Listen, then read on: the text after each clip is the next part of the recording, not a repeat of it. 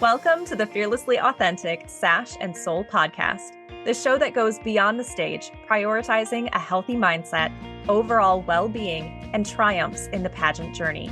In each episode, we dive into the transformative power of embracing authenticity fearlessly. From mindset mastery and self-care strategies to success stories that inspire, this podcast is your go-to guide for navigating the pageant world with confidence and resilience. Join us as we embark on a journey of self-discovery, empowerment, and celebrate the stories of those who fearlessly embraced their authenticity on the path to pageant success. I'm Lila Sherry. And I'm Rayanna Johnson. Welcome to Sash and Soul. Hey guys, welcome back to part 2. Thanks for sticking it out with us as we go off with our message to the pageant industry.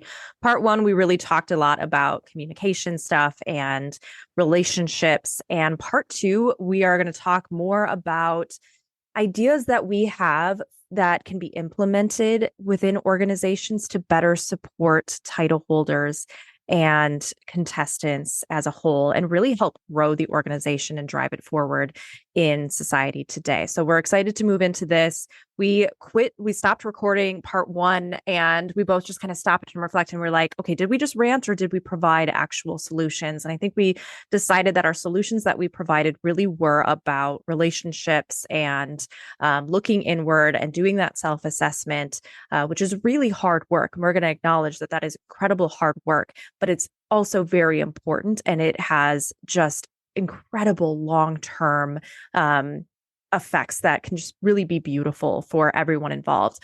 Part 2, we're really talking, like I said, about more of the business side of things. So we're excited to dive into that. Yeah, I think that although this is a lot of the times a volunteer-based run organization, there's no reason why we cannot create policies.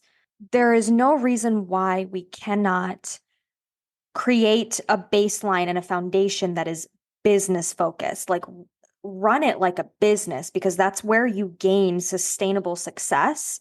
And that's where you gain what we all value, which is more women, which is more people, which is more eyes, more viewers. Like we have to run it like a business, truly, even though it is volunteer based. But that's kind of what we're focusing on right now, is that there's so many organizations that lack a lot of that, like business policy structure. And I think that's where we're seeing a lot of things fall through the cracks. Well, let's just point out though too, Lila, that not every pageant system in the industry is just volunteer based. There are a lot of for-profit pageant systems and companies. Yeah. So this is valuable for literally any pageant system, whether you are for-profit or not for profit and run by volunteers or run by paid employees. So I just wanted to point that out.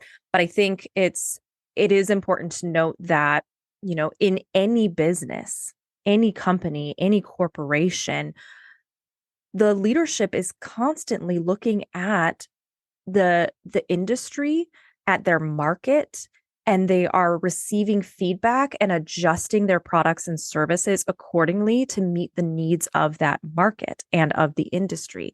And I don't think that the pageant industry should be any different, especially if we want to stay relevant and keep driving the needle forward. Oh, I don't even feel like we've really talked about this, me and you, as much as we could, but like the history of pageants, we have to recognize, right? It started as a swimsuit competition and extended into some other things. At its core, the people that ran it back in the day maybe weren't focused on women's empowerment. But, however, there's a big but to this, and I have to close my window. I'm so sorry. Hold on. The big but to all of this is our world has changed.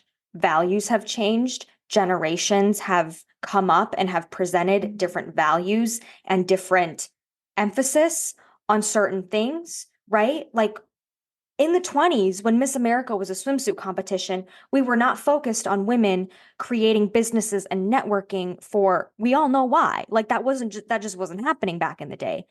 our life is and our world is so different 100 years later now. Why are we kind of stuck in that sense of like, you should just be grateful that you get to be on stage? Like, our world does not have those values. So, why is an organization that's trying to stay relevant with the world falling into that whatsoever? Does that make sense?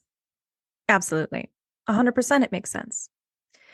So let's dive in. Part one, I went through my brain dump that I had yesterday morning at 4 a.m. that I put in my notes app, and we've split it into two parts. Um, This is so the this this is the sequel of the book. the sequel of the notorious book about our message to the pageant industry. So, first point is I think it's really imperative that organizations write and enact policies and procedures to protect the organization and the title holder. So, this may mean consulting with an HR professional willing to volunteer their time, or even hiring a consultant or putting an HR person on the board. And the same goes for someone who specializes in diversity, equity, and inclusion.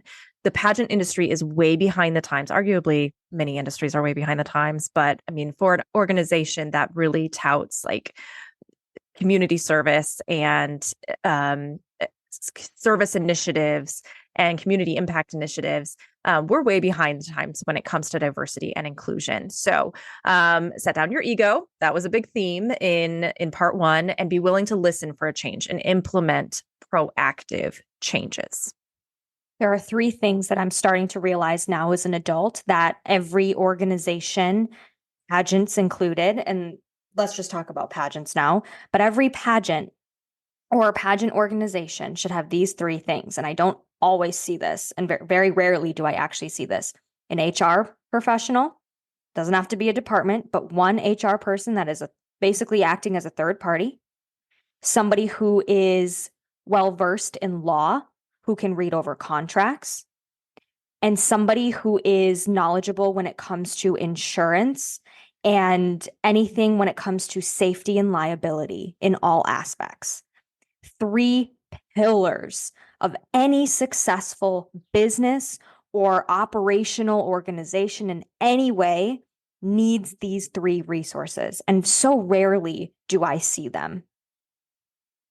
Instantly I'm like putting myself in the shoes of the listeners and those that are part of organizations and instantly getting overwhelmed by this. But I think it's important to point out that for this entire part two episode, to keep in mind that you don't need to be a jack of all trades. You do not need to know all of these things. That's why we work to bring on other people within the organization that do know. And actually, like, please don't try to be the jack of all trades. Don't try to be everything for everyone. That goes for, I mean, really anything. But for this in particular, really amazing leaders. We hear it time and time and time again. And actually, I'm trying to build my company up in this exact same way because I'm not great at everything, nor do I even want to be. I want to be great at the things I enjoy doing. But I want to bring on those that are going to elevate my business and make it better for my clients, make it better for the vision and mission that we have. And that means bringing on people that know things that I don't, that are good at things that I'm not good at. And I think that's just important business mindset to have about a pageant system as well. Oh, my mom would always tell me this is something that she instilled in me from such a young age is you don't have to know everything. I mean, she would say this to me as a kid, and it was really positive for me as a child. You don't have to know everything, but know where to go if you have a question. Know where to go if you need something. And even if you don't know who it is, their one phone call could point you in the right direction. We do this a lot with journalism. I make random calls to people. I have no idea if they're going to be able to tell me anything about this situation or this event, but they will always be able to point me to somebody, 90% of the time, point me to somebody that will take me one step forward and then one step forward. You don't have to know everything. You don't even do the research yourself. Make a couple phone calls. That's all it takes to be able to connect with a few people that are able to help you in some way, shape, or form. And 9 times out of 10, you're often surprised with how much this person is either willing to help or the information that they have or even the resources that they have that they're willing to provide you with. Like 9 times out of 10, they're like, you're surprised by how much it benefits you and you made a couple phone calls. I don't want it to be overwhelming. I agree because I sit here and I'm like, I wouldn't want to do all that. But that takes us back to no, you shouldn't do all of that. That's not healthy for anybody. There's a reason why doctors are not lawyers. There's a reason why lawyers are not teachers. Like this is just, can we just take a couple like basic level fundamental skills and implement it into some of these really big catastrophic problems that we think that we're seeing when we take it back to these fundamental basic skills? It's not so overwhelming anymore. And I think the mindset piece of this too is, and speaking from experience too, is you have to get neutral. Because I think so often in life we catastrophize and we pile everything on. We're like, oh, I have this to do and that to do and that to do and that to do, and this is going on and that is going on, and this person isn't responding and blah blah blah blah blah blah blah blah blah. I got that. But get strategic, carve out some time as an organization, as leaders, to sit down and create some strategy, have a few strategy sessions, analyze without judging what the problems are, what's going well, what's not going great, where do we want to be, how can we get there? Be proactive, be solution focused. I think so often what we're seeing right now is in the pageant industry, we've got some great PR because look, we don't really know all of the crap that's going on behind the scenes because we are seeing what they want us to see. We are hearing all of the glitz and glam, and we're seeing all this beautiful stuff, especially on social media. This is part of the problem is we see all these title holders living these glamorous lives and don't see the realness behind it. So then we feel like crap about ourselves because we know what the realness is that we're feeling. And now all this stuff comes out like all of a sudden out of nowhere. Miss USA steps down, Miss Teen USA steps down, the social media manager had stepped down and makes a statement about it, and we're seeing the crap behind the scenes because PR was so solid that we weren't seeing that for so long. But if we don't have the HR, the legal, and the insurance and safety liability aspects, these pillars that Lila is talking about behind the scenes, then PR can only do so much because when crap hits the fan, everything else is going to spill out. We're going to see the realness of what's going on behind the scenes. I'm a broadcast journalist now, but I have a degree in marketing and I worked in marketing for 2 years before I even graduated. There is no PR professional that would be able to do their job effectively if they did not have a team in a company. I I remember one of my last courses in college was doing like a 40-page long PR crisis management like plan basically. In those 40 pages, you have to refer to the sales team. You have to refer to the faces of the organization. You have to refer to the CEO. All of these different aspects. We couldn't have had that whole 40-page policy. God, I'm thinking back on it. We couldn't have had all of that had we not referenced any of these other aspects of the company. You cannot just have social media and PR. And then a whole nother thing is just because you have one social media person does not mean you have a PR team. Tell us more. I left a lot of social media and marketing a while back because I was caught in a place where I was working with people that assumed that hiring somebody for social media, right, to create posts and to film and to write content was the equivalent of an entire marketing team, PR team that would be, say, managing crises in the companies or managing, oh God, I don't even know, like packaging issues, shipping issues, like those types of things. That is not in the job description of a social media manager. So social media managing is huge now because like pretty much every company is kind of looking for this and people have built livelihoods off of this. And so we think that just because we have somebody running social media, which you guys consists of like Instagram, TikTok, what am I missing? You guys know, right? And then maybe some emails to go along with that, okay? That is not the equivalent of having a team that is writing that 40-page crisis management policy. That is not the same. A social media manager is one person out of a 5-person team that would be doing all of this. That's that's my little rant on why I left social media management actually for a little bit.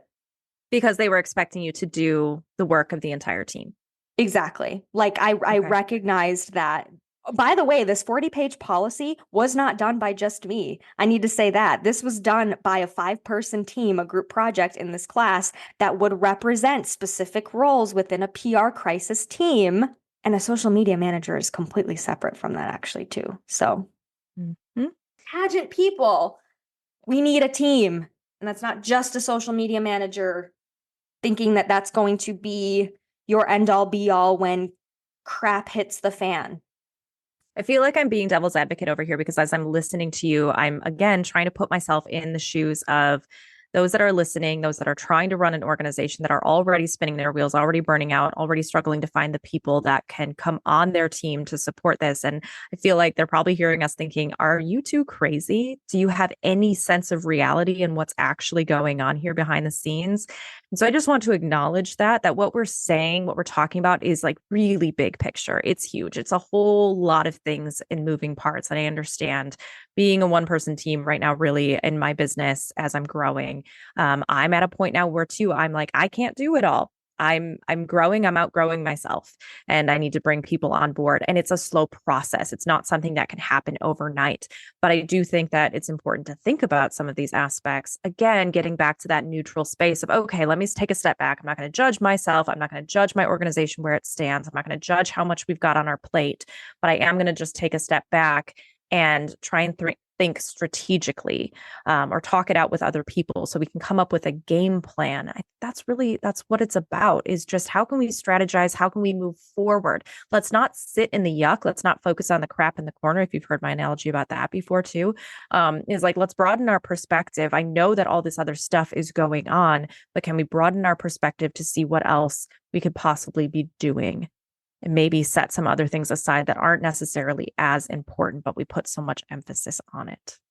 We are talking big picture and we are talking picture perfect in a lot of the sense, right? Because frankly, if me and you had all of the answers from point A to point B, we would be in a much different place.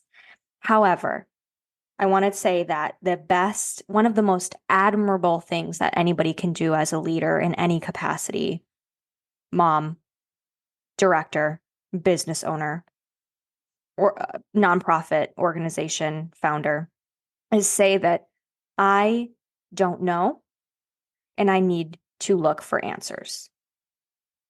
I need to look for resources because I don't know. How about we just start there? Like, let's look for a resource that could possibly help with one aspect of all of this and see how far we get. Because I'm just thinking off the top of my head, those 3 main professional pieces that I think every organization should have. Off the top of my head, I can think of people that I know or people that know people that are experts or have a lot of experience in these topics. And I'm just one person. So I can't imagine somebody that has a lot of experience running an organization or just more life experience on me in general probably has some people at the top of their minds that they could think of that is some way related to these departments. So yes, we're thinking really big picture, picture perfect, like top of the level, everything's great. This is how it should run. But at the same time, at the baseline, there are people that are just knowledgeable in some of these aspects that you could just ask them about these things. So I don't think it's that scary and that big of an ask. I really do think it's just a matter of saying, I don't know. Let me find somebody that does.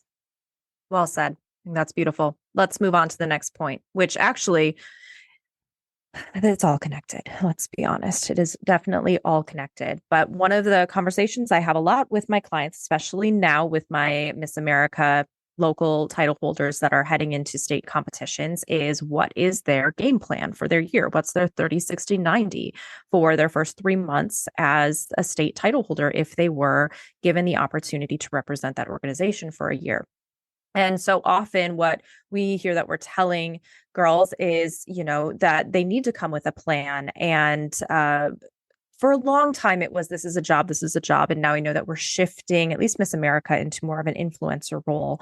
But still, like, these are young women, individuals that are incredibly passionate about this organization, have minds for growth and idealism and passion, and they just want to promote and build this organization so that, first, so that they can leave a mark, but also because they want other women, others that are coming in the ranks behind them, to experience just as much love and joy for this organization as they do. So there's a lot of reasons why they're gung ho. They're also very fresh, right? So I know, I acknowledge that there's volunteers and directors and people that have been doing this for many years, and they don't necessarily have all these fresh ideas that somebody coming in with this new set of eyes does, and some idealism. Let's acknowledge that there's a lot of idealism when it Yeah. comes to someone preparing for a title, because they don't really know what it feels like or looks like to be there. I can speak from experience there. But here's the point that I want to make, that I had written down in my book. I won't sell a product that is broken. Here's what I mean. Don't ask title holders to promote an organization when you have no follow through. You are setting them up for failure when they are very clear about wanting to recruit more contestants and volunteers, and they have a plan for soliciting and attaining sponsors, donors, and scholarships. And then you have zero follow through when they're handing you people and money on a silver platter. So, the suggestion: bring on a board member, create a committee that knows how to maintain relationships and build a donor appreciation program. Please stop treating women like they should know everything without giving any clear guidance. Yeah, and it's tough because from personal experience, and I know I've heard a lot about this too from others, is that you're nervous to reach out because you can't trust the follow-up on the other end. You do it anyways because you want to be a good title holder and you want to do what you say you are going to do. And so you do it anyways, and there's no follow-up. Remember that we're only title holders for 365 days. So we are continually building networking and communicating with people outside of our year. And so when follow up makes us look bad, because frankly, we are the face of this organization, like that is absolutely, that is our responsibility. But when there's a lot of back end work that just either doesn't exist or isn't getting done, it makes it makes us look bad. And I hate saying that because you have a lot of, responsibility and you have a lot of control over the way that you're communicating with people and you can explain to them, right? But at the same time, it puts us in a really awkward spot to both be the face of this organization that we ultimately love, right? That's why we wanted to do this.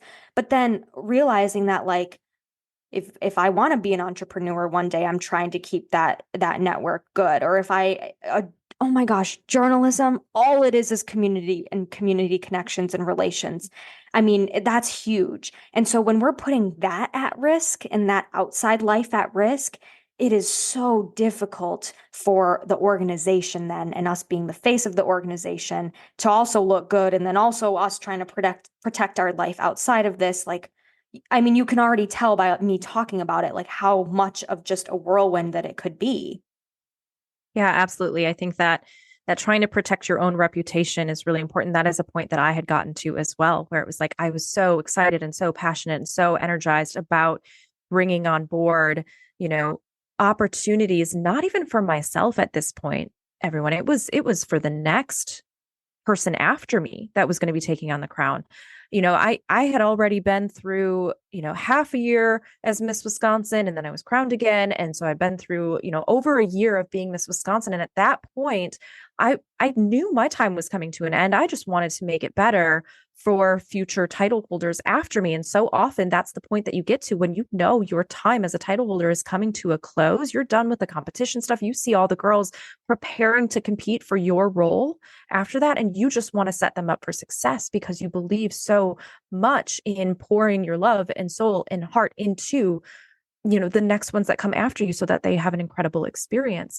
But then you're spinning your wheels because there's actually no follow through with the people where it actually counts. And then your reputation is going into shambles because you're trying to network and get a career out of this with all the people you're building relationships with.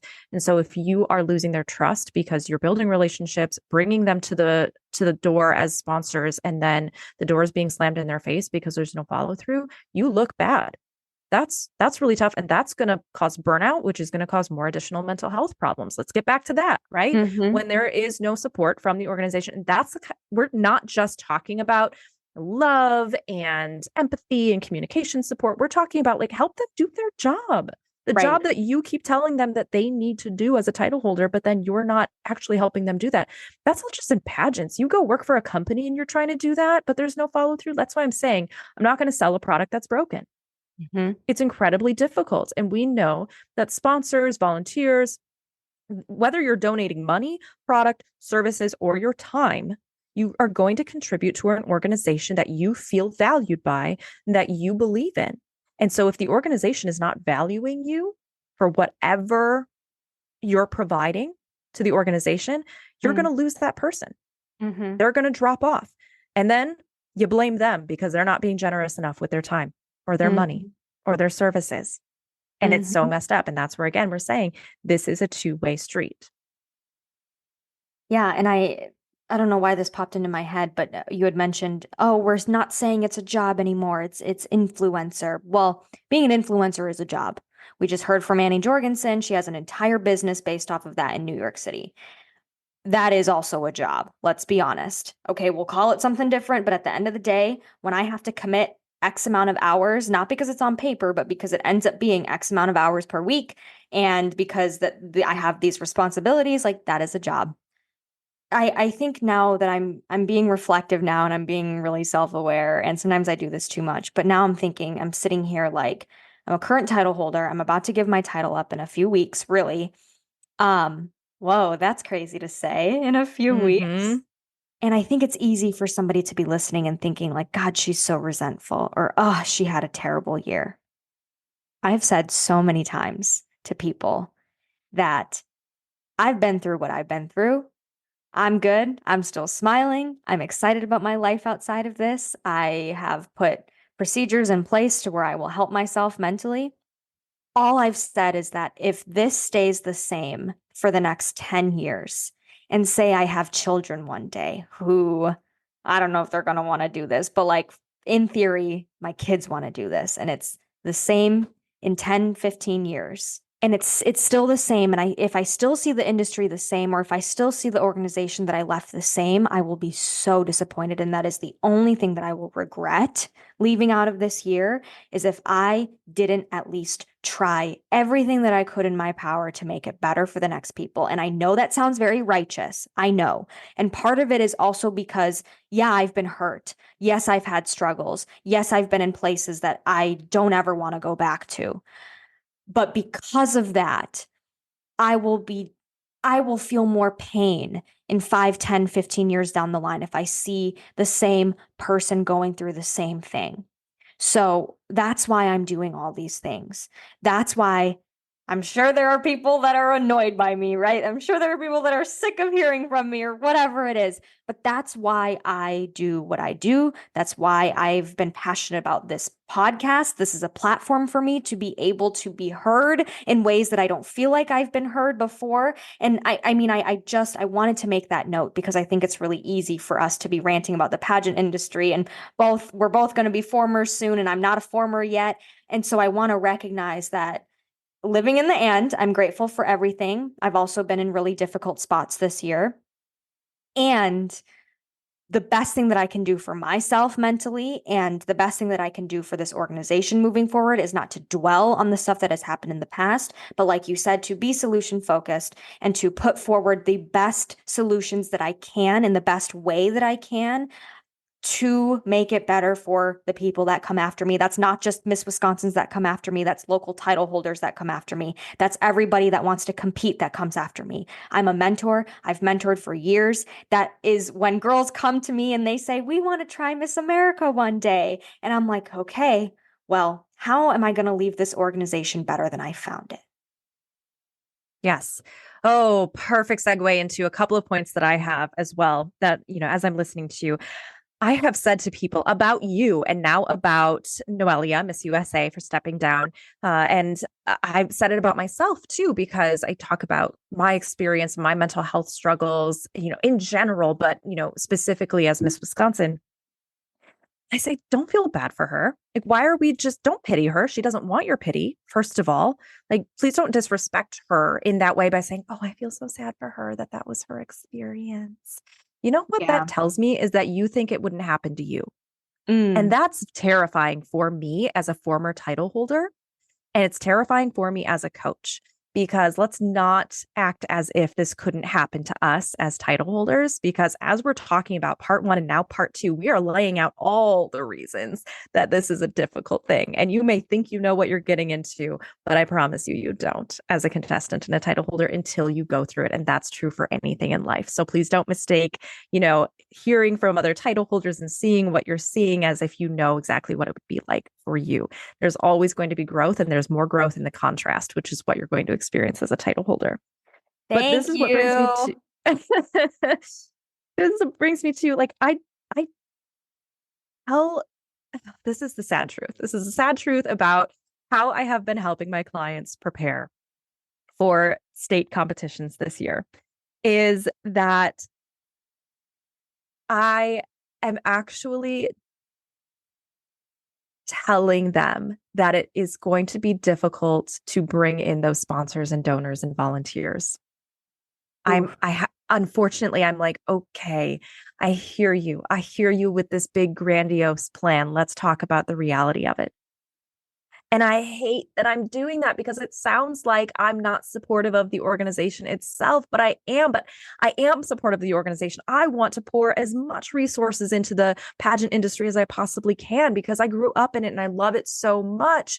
But as a coach, ethically, I'm over here just trying to protect my title holders. I've said it before. I'm not interested in helping my clients win a crown. I'm interested in helping them be healthy and well-rounded and the best versions of themselves and stay that way that they can possibly be. And Lila, I don't want you to feel any sort of way negatively about this. I appreciate how much I've learned from you this year in your struggles, and not only you, but other title holders throughout this year as well. As a representative of a state or a national organization, when I'm seeing you go through so much of the turmoil that I went through, and literally, you guys, I'm coming up on my 10-year anniversary of being crowned Miss Wisconsin 2014, and I'm seeing that these things are still happening to women.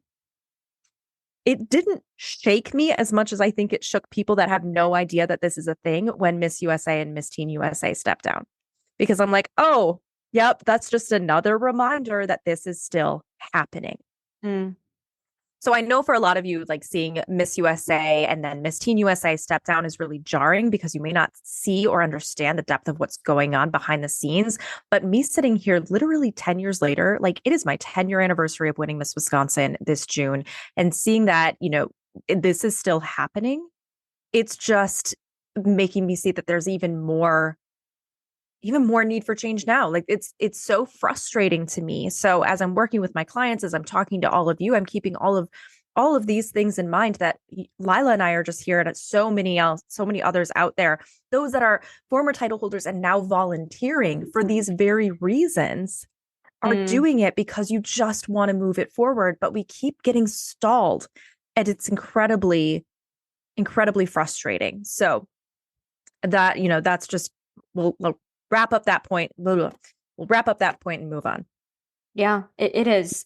And again, I think we sit here and think, well, what are the answers? What are all the answers? If we can get more individuals in the same headspace that all we want is to make this better and be business and solution focused, I think that is the solution.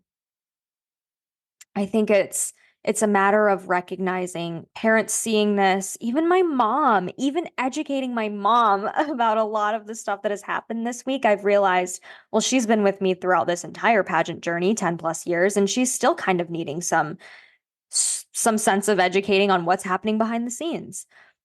Our hope is that this will be a resource for people that are looking for that bigger picture of the problems that we're seeing, but also those solutions that might seem really big and scary and big and picture perfect, but realizing that every part of this world, a lot of different organizations started in the same place that we are. What have they done? And what are the things that we can do as people in the organization right now, rather than just talking about it? Because here's my biggest gripe in all of this is that we talk and we talk and we talk to a lot of different people day to day when we're frustrated about things, and especially in the pageant world. As a current title holder and as a state title holder of this organization, I have heard so much from people. And my biggest frustration is that when I finally get down to it and I'm like, hey, you want to do X, Y, and Z with me, or you want to talk to XYZ person with me, or hey, like, could you help me out with this form of expertise or whatever? And all of a sudden they back off. That is extremely frustrating. If you are one of those people that are talking about all the things that you're frustrated about, this is kind of for you. These are the things that you can do, because my biggest solution is to take action. I don't have perfect action. I don't have the perfect tools, and I don't know everything. But the fact of the matter is, doing something for me feels a million times better and always will than continuing to talk about the problems. So I think that's the whole message of all of this, is like, can we look for people that are in the same space that we are, that are frustrated with the same things, come together and say, what's one thing that we can do today? Who's one person that we can reach out to today to start being solution focused? Our solution is to be solution focused. There we go. And I think, you need to find the balance between not being complacent and then also not coming in wrecking havoc and a know-it-all, like as if Yeah. everything that's wrong and how to fix everything. I mean, I also feel like that's probably how we sound, is like, oh, you two just think you know it all. No, we don't know it all. If I were to join a board of directors and provide my insights, I'm going to listen first. That is what I do as a coach, more than talk. I also know that I can't help you unless I know more details of what's actually going on. So oftentimes I'm asking more clarifying questions to listen to understand. So as we're saying, don't be complacent. Don't just like complain behind the scenes and then not do anything about it. I'm also saying don't be complacent, but also don't come in like a wrecking ball and act as if you know everything and bossing people around.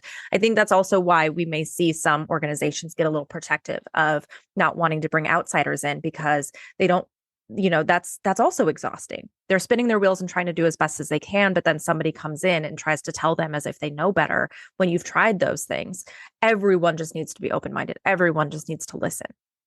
Absolutely. Count how many times throughout these two-part episodes that we've said we don't know it all. We don't have all the solutions. But here's what we know from our experiences, because experiences teach, words don't.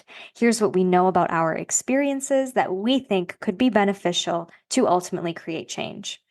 Take it as food for thought. That's what we wanted to do. This is our opportunity to, instead of just Lila and I over here spitballing and complaining and me venting to my notes app in the middle of the night, this is us taking an opportunity to use our voice from this platform that we created, which wasn't really this intention. I don't think we ever intended to have a session or part one and part two sessions of us like almost venting.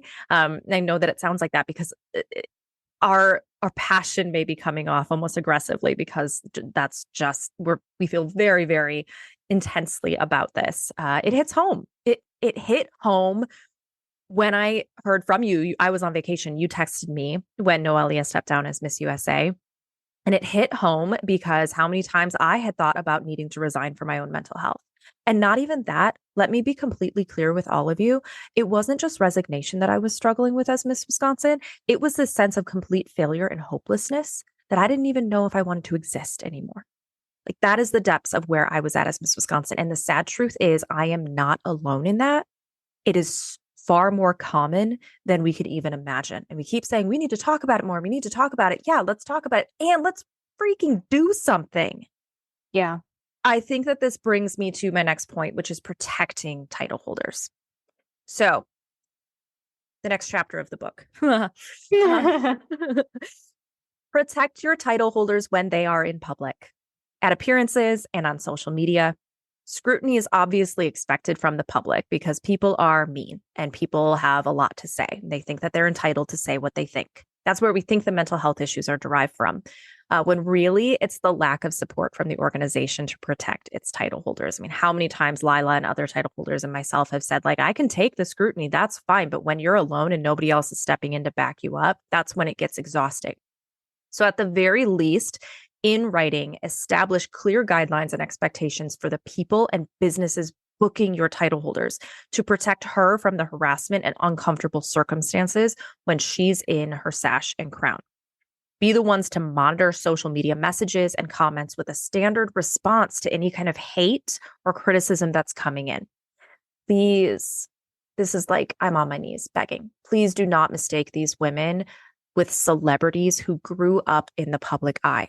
This is new. It's very difficult to almost all of them who wear your organization's name across their chest. You do this year after year, but she's only your queen for 365 days. Help guide her and protect her as if she is your own daughter. Logan is an insurance professional. He owns his own agency, and he has brought up so many safety concerns that I wouldn't have even thought of this year. And I'm the one sitting in that role. So when we talk about, oh, what are some examples of things that we're talking about? Let me think. Alcohol in photos or presented in any way when people are taking pictures with your organization. If that's something that's important to you, have that in writing. Being touched as a title holder. I think people think that with a sparkly hat on, all of a sudden you're somehow not human, and that you do things that are somehow almost, oh, I don't even want to say it, but like animalistic. Like we are not caged animals ready to dance for you. And that is a huge struggle that I've had this year.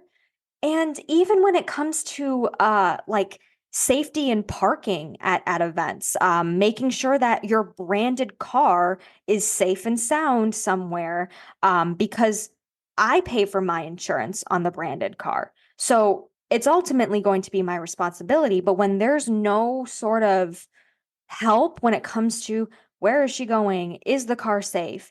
And also people coming up to your car when you are inside your vehicle, kind of invading privacy, right? Like all of these things that are little jabs throughout the day that when you go home at night and you lay down in your bed, all of a sudden it hits you like a storm.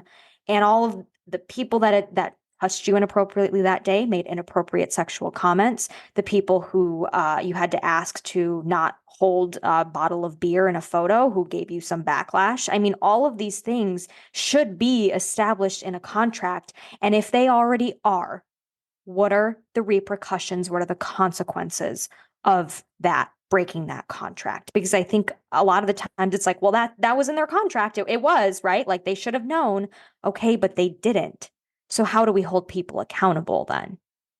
Right.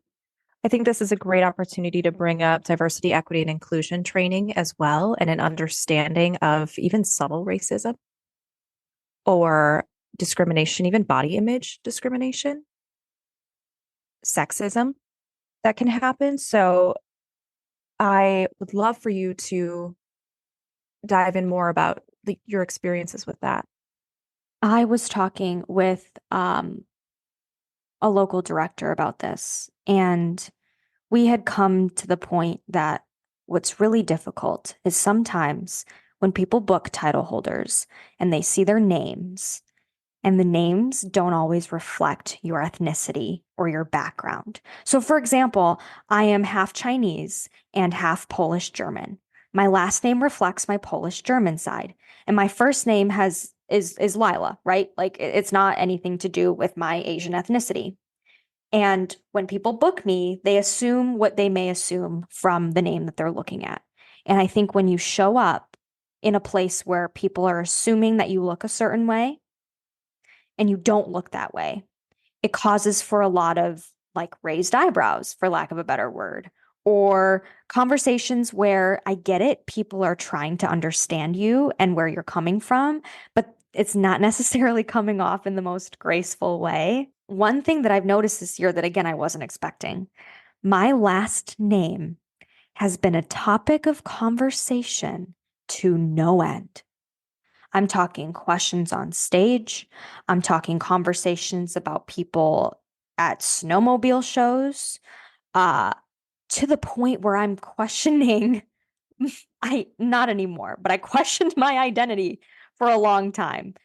Am I the first Chinese woman to become Miss Wisconsin? Meanwhile, I'm sitting here having, like, I have a Chinese mother immigrated from China, like crazy identity crises that should not be happening.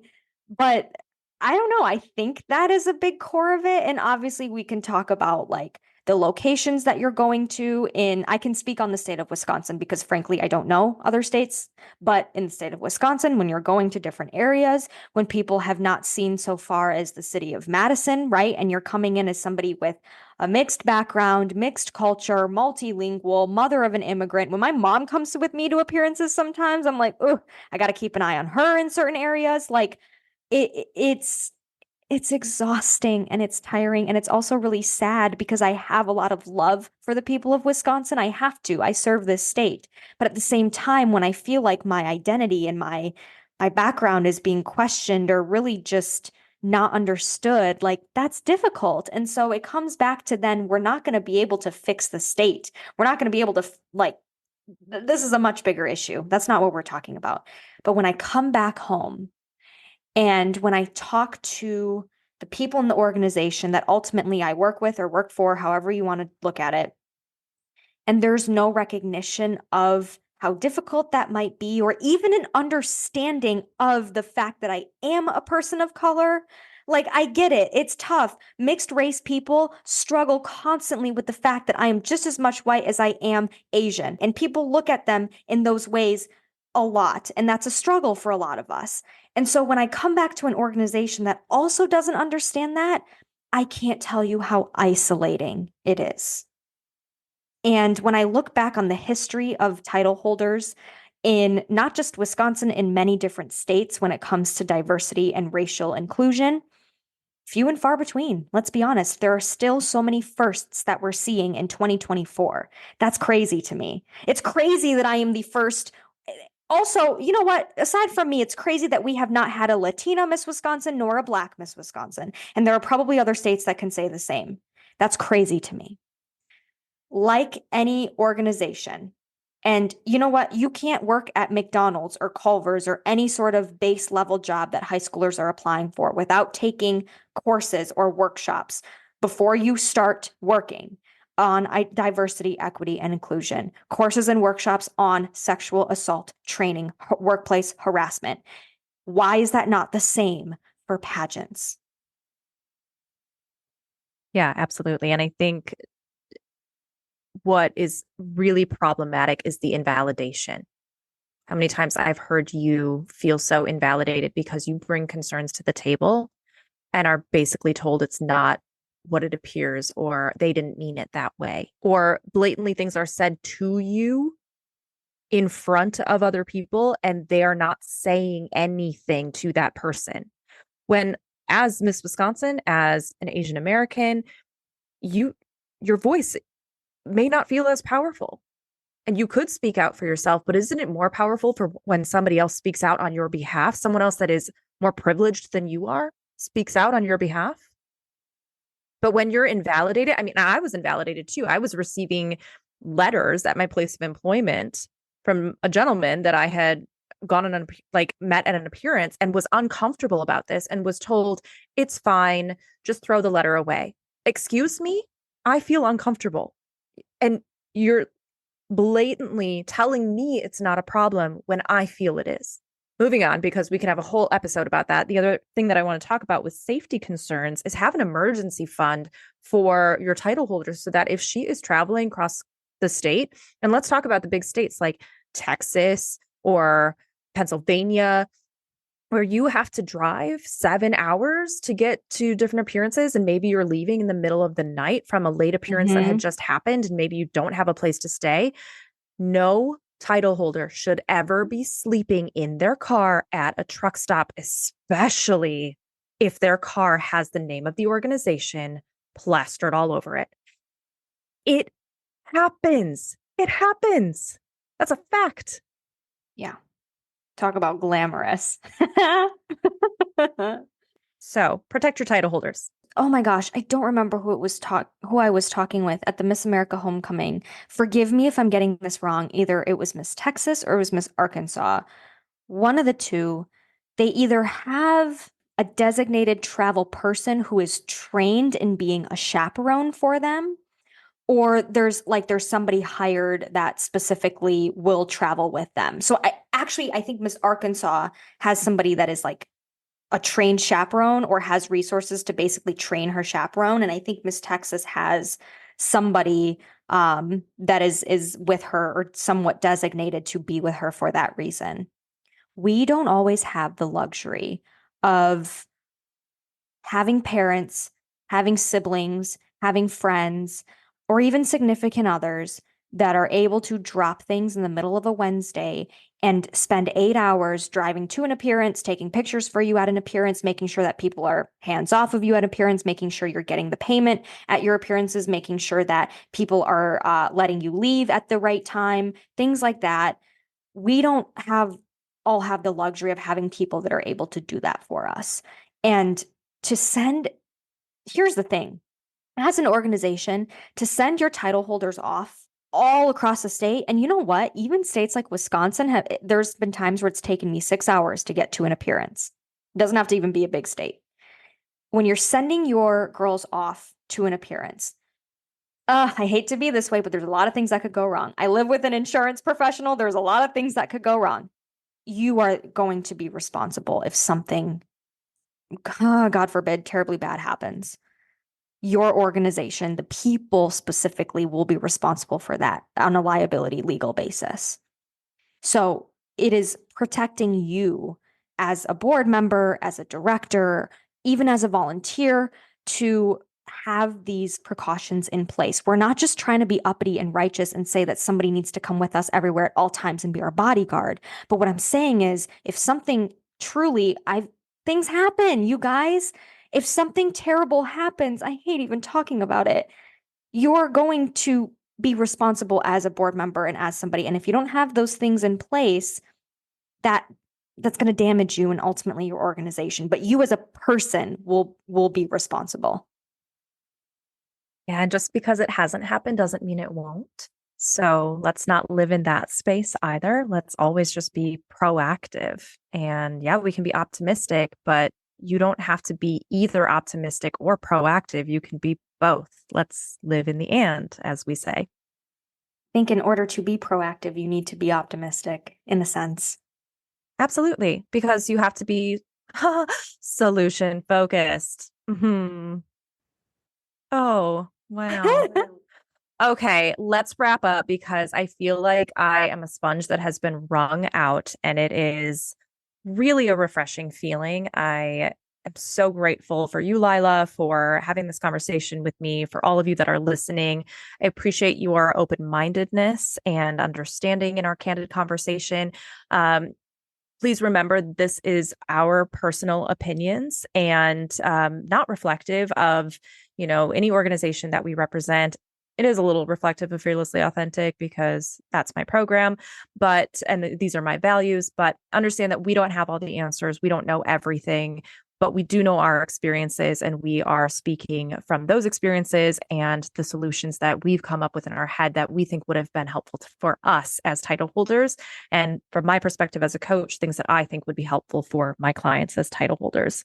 I also want to wrap up by saying kudos to the organizations that are already doing these things or that are working to implement these things, that are already being solution focused, that have consistently been there for the women to empower them, to give them their autonomy in order to empower them, to protect them, and to build up your organization so that there is longevity for the future of your organization and for many, many more title holders coming through the doors that will succeed and do incredible things. Kudos to you. We love you. We appreciate you. You are the reason that we love this industry, the pageant industry. You're the reason that we continue with Sash and Soul and supporting the clients that we work with and our listeners that are competing, because we know that there are really amazing, incredible people out there doing all these awesome things, sacrificing their time, their energy, their resources in order to make this happen. So we appreciate you. We see you. Kudos. Thank you so much. You do not get enough praise and acknowledgement for that. Thank you.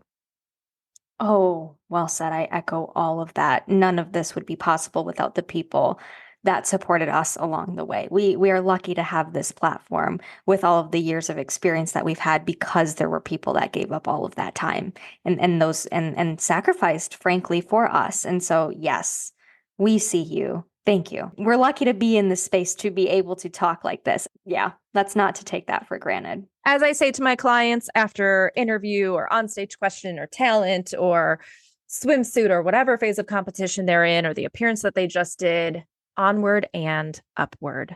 Let's just keep moving forward. Let's be solution focused. Let's pour our passion into what we believe in and use our skills and our assets to do that and bring on people that have the skills and assets that we don't possess because we believe in the future of whatever it is that we are representing. I love when I have nothing else to add. Yeah. I appreciate you, Ray. Oh, I love you so much. This is so fun. Thanks all. Take care of yourselves, and we will talk to you next week. Bye. See you. Bye. Hey, you guys, if you love what you're hearing on Sash and Soul and you're preparing for a pageant competition, you have to check out our free online training, 3 Keys to Winning the Crown. In this game-changing workshop, you'll discover the secrets to owning the interview and the stage with a winning mindset and humble confidence. This transformative session will empower you to cultivate a fearlessly authentic mindset and learn how to embrace your unique strengths, conquer limiting beliefs, and radiate confidence on and off the stage. You'll master the art of communication and discover powerful strategies to captivate judges and audiences with your unique voice and message. Click the link in the episode summary or visit fearlesslyauthenticoach.com to claim your spot in this complimentary training. Your journey to greatness starts